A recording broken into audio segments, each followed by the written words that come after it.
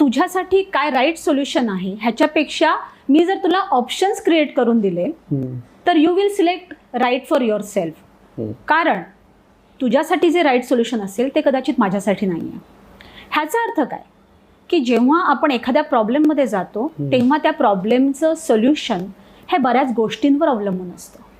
म्हणजेच तुमच्या आजूबाजूची परिस्थिती.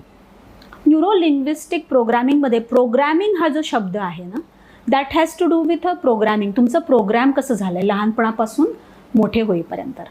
म्हणजे काय, because you are program in certain way. तू मुलगी आहेस म्हणून कदाचित तू हे करू शकणार नाहीस, आणि म्हणून जर तुला आयुष्यात एखादं डिप्रेशन किंवा एखादं चॅलेंज आलं तर ते मी मुलगा असते तर मी असं केलं असतं का, ह्याच्यामधनं कदाचित तुला ते सोल्युशन मिळू शकतं. So what you need to do is you need to reprogram your self